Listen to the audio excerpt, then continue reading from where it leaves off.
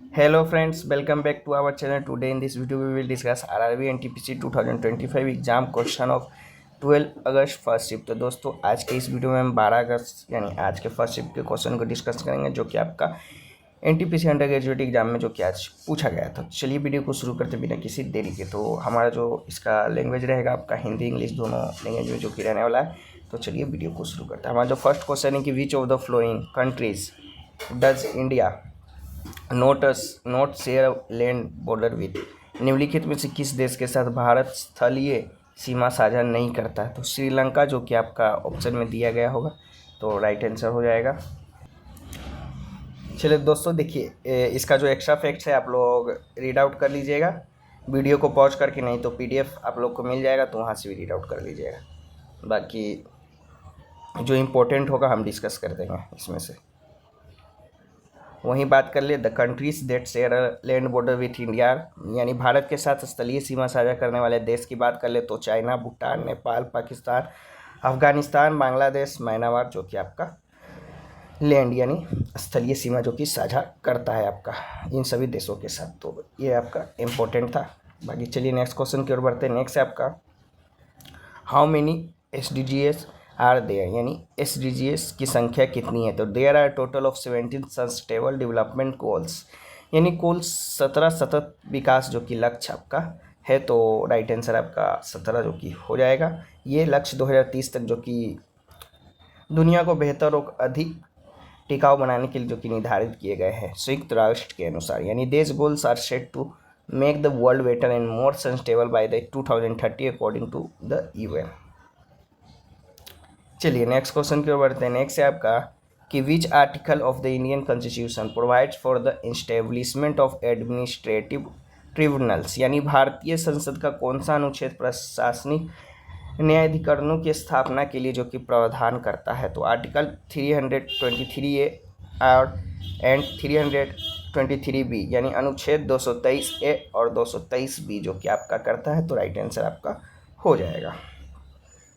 चलिए next question है आपका आर्टिकल 6 शायद पूछा गया था, तो आर्टिकल 6 की बात कर ले। Article 6 of constitution talks about the citizenship of people who migrated to India from Pakistan, यानी भारत के अनुच्छेद 6 उन लोगों को नागरिकता के बारे में बात करता है जो पाकिस्तान से जो कि प्लान कर भारत आए थे। These people are divided into 2 groups, ऐसे लोगों को 2 हिस्सों में जो कि बांटा गया है। The first group includes those who had come to India before 19 July 1948, पहला जो 19 जुलाई 1948 तक जो कि भारत आ चुके थे। Second group includes those who came in India after 19 July 1948, दूसरे वे लोग जो 19 जुलाई 1948 के बाद जो कि भारत में आए हैं। चलिए नेक्स्ट क्वेश्चन की ओर बढ़ते हैं। नेक्स्ट एक आपसे पूछा गया था between home was the first battle of Panipat fought, यानी पानीपत का प्रथम युद्ध किसके बीच जो कि हुआ था? तो यह बाबर एवं इब्राहिम लोदी के बीच जो कि लड़ा गया था। It was fought between Babur and Ibrahim Lodi के बीच जो कि आपका लड़ा गया था। तो राइट आंसर आपका हो जाएगा। तो एक्स्ट्रा फैक्ट्स को आप लोग रीड आउट कर लीजिएगा। बाकी हम सिर्फ क्वेश्चन को डिस्कस कर देते हैं ताकि आपका टाइम वेस्ट ना हो पाए। चलिए नेक्स्ट क्वेश्चन की ओर बढ़ते हैं। नेक्स्ट है आपका the post of governor general of India was created by which of the flowing, यानी भारत के गवर्नर जनरल का पद निम्नलिखित में से किसके द्वारा जो कि सृजित किया गया था? तो द चार्टर एक्ट 1833, यानी चार्टर अधिनियम 1833 द्वारा जो कि सृजित किया गया था। तो आपका राइट आंसर हो जाएगा। चलिए नेक्स्ट क्वेश्चन की ओर बढ़ते हैं। नेक्स्ट है आपका the hornbill festival also known as the festival of festivals is celebrated in which state? तो हॉर्नबिल फेस्टिवल जो कि पूछा गया था कि किस राज्य में जो कि मनाया जाता है? तो आपका नागालैंड जो कि आपका राइट आंसर हो जाएगा। नागालैंड में जो कि आपका हॉर्नबिल फेस्टिवल जो कि मनाया जाता है। चलिए नेक्स्ट क्वेश्चन की ओर बढ़ते हैं। नेक्स्ट आपका what are the characteristic of eastern coastal plain, यानी पूर्वी तटीय मैदान की विशेषता आपसे शायद पूछा गया था। तो बात कर ले the eastern coastal plains is a vast and fertile region located along the eastern coast of India, पूर्वी तटीय मैदान जो कि भारत के पूर्वी तट स्थित एक विस्तृत और उपजाऊ क्षेत्र है। It lies between the Bay of Bengal and the Eastern Ghats, यानी यह मैदान जो कि बंगाल की खाड़ी और पूर्वी घाट के बीच स्थित है। Its mains feature includes fertile soil, river form deltas and several important lakes, यानी इसकी मुख्य विशेषता है उपजाऊ मिट्टी, नदियों द्वारा निर्मित डेल्टा और कई महत्वपूर्ण झीलें।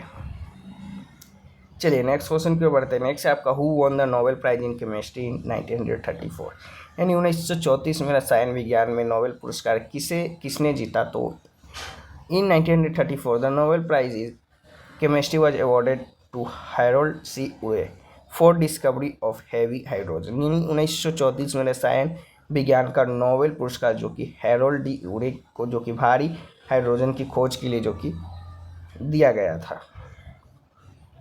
चलिए नेक्स्ट क्वेश्चन की ओर बढ़ते हैं। नेक्स्ट आपका आया था कि under which article do NRI non resident Indians living outside India obtain Indian citizenship, Bharat के बाहर रहने वाले एनआरआई नागरिकों को भारतीय नागरिकता किस अनुच्छेद के तहत जो कि प्राप्त होती है।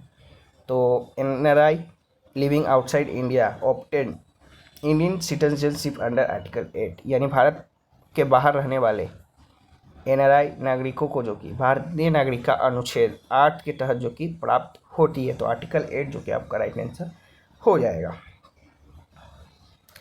चलिए नेक्स्ट क्वेश्चन के बढ़ते हैं। नेक्स्ट आपका which film von the best film award at the IIFA award 2025, यानी आईफा अवार्ड 2025 में किस फिल्म ने सर्वश्रेष्ठ फिल्म का जो कि पुरस्कार जीता है। तो at the 25th IIFA awards held on 8 and 9 March 2025 in Jaipur, the film Laapataa Ladies won the best film award. 25वें आईफा पुरस्कार में 8 और 9 मार्च को जो कि 2025 को जयपुर में आयोजित समारोह में फिल्म लापता लेडीज को जो कि सर्वश्रेष्ठ फिल्म का पुरस्कार जो कि मिला है। तो लापता लेडीज जो कि आपका राइट आंसर हो जाएगा।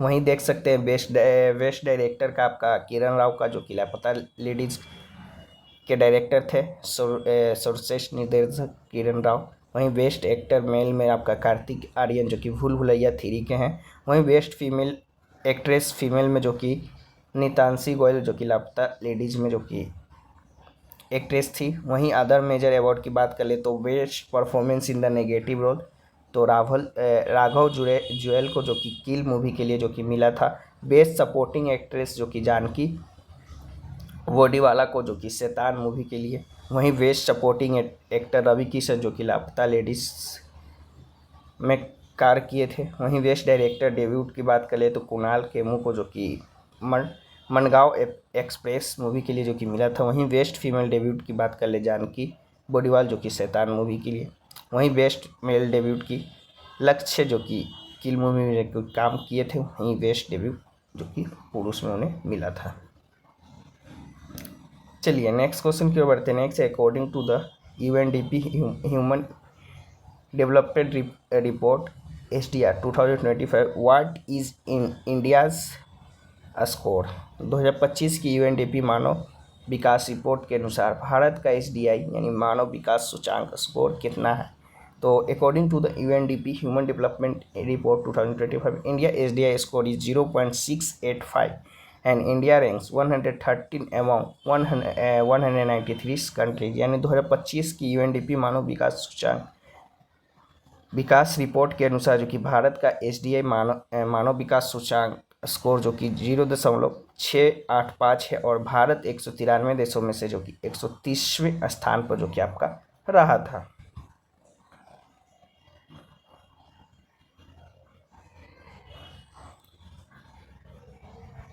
चलिए नेक्स्ट क्वेश्चन के बढ़ते हैं। नेक्स्ट है आपका what privileges does the president of India have, यानी राष्ट्रपति को कौन कौन से विशेषाधिकार प्राप्त है। ये पूछा होगा या आपसे आर्टिकल पूछा होगा तो दोनों चलिए देख लेते हैं। तो the president enjoys the flowing privileges, यानी राष्ट्रपति को निम्नलिखित विशेष अधिकार प्राप्त है। तो आपका कौन कौन से as long as a person holds the office of president no civil on criminal courts can try any case against them, यानी जब तक कोई व्यक्ति राष्ट्रपति के पद पर आसीन है तब तक उसके विरुद्ध किसी दीवानी या फौजदारी न्यायालय में कोई भी मुकदमा जो कि नहीं चलाया जा सकता है। No arrest warrant can be issue against the president, यानी राष्ट्रपति के विरुद्ध गिरफ्तारी का वारंट भी जो कि जारी नहीं किया जा सकता है। They can not be arrested, यानी उन्हें गिरफ्तार भी नहीं किया जा सकता है। Civil proceeding can be initiated against the president only after giving a written notice of 2 months, यानी 2 महीनों के लिखित नोटिस देने के पश्चात राष्ट्रपति के विरुद्ध केवल दीवानी कार्यवाही की जा सकती है। वहीं बात कर ले, the spouse of a former president receive half of the pension given to the retired president is entitled to a government house for life, यानी पूर्व राष्ट्रपति की मृत्यु हो जाने पर उनकी पत्नी को सेवानिवृत्त राष्ट्रपति को मिलने वाली पेंशन की आधी राशि तथा सरकारी मकान आजीवन प्राप्त होगा। वहीं आपका article 361 of the constitution provide certain privileges and immunities to the president and governor, यानी संविधान के अनुच्छेद 361 में राष्ट्रपति और राज्यपालों को कुछ विशेषाधिकार जो कि और उन मुक्तियाँ जो कि प्रदान की गई हैं। तो आपका देख लीजिएगा, अनुच्छेद पूछा होगा तो आर्टिकल 361 आपका राइट आंसर हो जाएगा। वहीं प्रिविलेजेस पूछा होगा तो आप लोग का इतना सारा प्रिविलेजेस जो कि हमने डिस्कस कर दिया है, तो देख लीजिएगा आपके ऑप्शन में कौन सा दिया गया होगा। तो नेक्स्ट की बात कर ले, the purpose of this privileges is to ensure that the president can perform their duties impartially with fear और प्रेशर। इन विशेषाधिकारियों का उद्देश्य यह सुनिश्चित करना है कि राष्ट्रपति बिना किसी डर या दबाव के अपने कार्य को जो कि निष्पक्ष रूप से कर सके।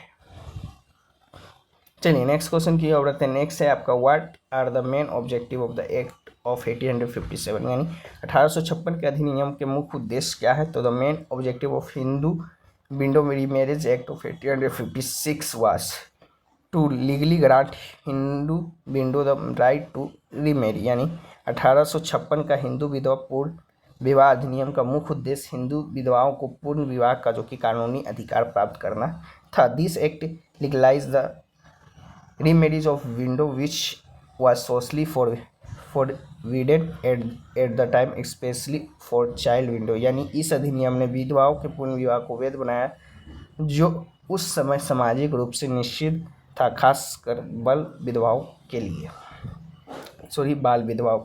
चलिए नेक्स्ट है आपका, define impulses and states its unit, यानी आवेग की परिभाषा पूछा हो या आपका मात्रक पूछा हो तो दोनों को डिस्कस कर लेते हैं। जो भी पूछा होगा, impulse is the product of force applied on body and the time duration for which the force acts, यानी आवेग की बात करें, किसी पिंड पर आरोपित बल व समय जिसमें वह प्रभावी रहता है का गुणनफल आवेग के बराबर जो कि होता है। It is a vector quantity, यह जो कि आपका वेक्टर क्वांटिटी होता है। And the direction of impulse is the same as that of the force, यानी यह एक सदिश राशि है जो आवेग की दिशा बल के अनुदिश होती है। Its unit is a Newton second, यानी इसका मात्रक जो कि न्यूटन सेकेंड जो कि आपका होता है। चलिए नेक्स्ट क्वेश्चन की ओर बढ़ते हैं। नेक्स्ट आपका, what were the similarities between Pallava and the Pandya, यानी पल्लव और पांड्य दोनों में क्या समानता थी। तो the Pallava and the Pandya were both ancient dynasty of South India and they shared some similarities.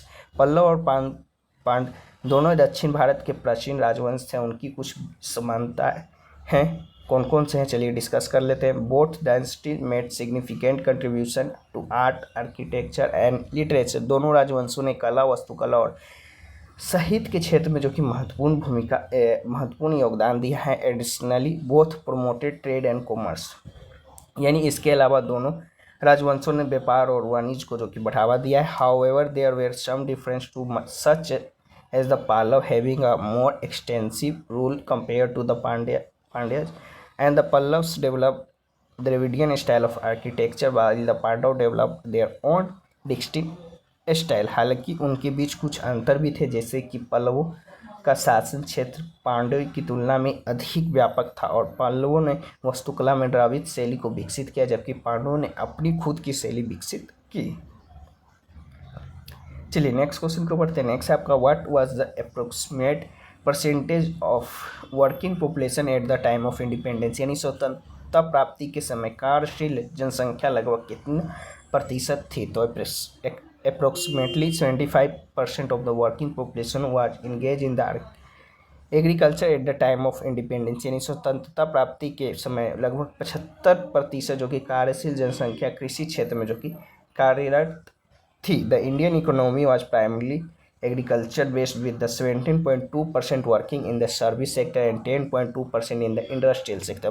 भारतीय अर्थव्यवस्था मुख्य रूप से कृषि पर आधारित थी, जिसमें 17.2 प्रतिशत जो कि सेवा क्षेत्र में और 10.2% जो कि औद्योगिक क्षेत्र में जो कि कार्यरत थे। चलिए नेक्स्ट क्वेश्चन की ओर बढ़ते हैं। नेक्स्ट है आपका what is the primary objective of वासनी प्लेटफॉर्म, यानी वासनी प्लेटफॉर्म का जो कि प्राथमिक उद्देश्य आपसे पूछा गया होगा। तो बात कर ले, द प्राइमरी ऑब्जेक्टिव ऑफ वासनी platform is to enable AI based translation service in the Indian language of digital inclusion, यानी डिजिटल समावेशन के लिए भारतीय भाषाओं में AI आधारित अनुवाद सेवाओं को सक्षम बनाना था।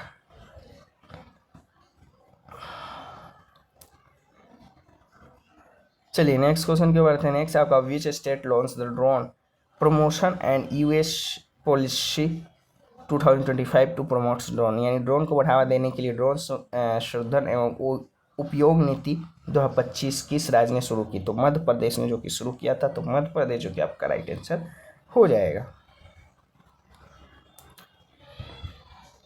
चलिए नेक्स्ट क्वेश्चन की ओर बढ़ते हैं। नेक्स्ट आपका which country will host the 12th para athletic world championship इन 2025, यानी 2025 में 12वें पैरा एथलेटिक वर्ल्ड चैंपियनशिप की मेजबानी कौन सा देश करेगा? तो भारत जो कि आपका करेगा। तो भारत जो कि आपका राइट आंसर हो जाएगा। कहाँ पर करेगा? तो आपका जवाहरलाल नेहरू स्टेडियम में, जो कि 26 सितंबर टू 5 अक्टूबर तक जो कि आपका इस इवेंट को आयोजित करेगा।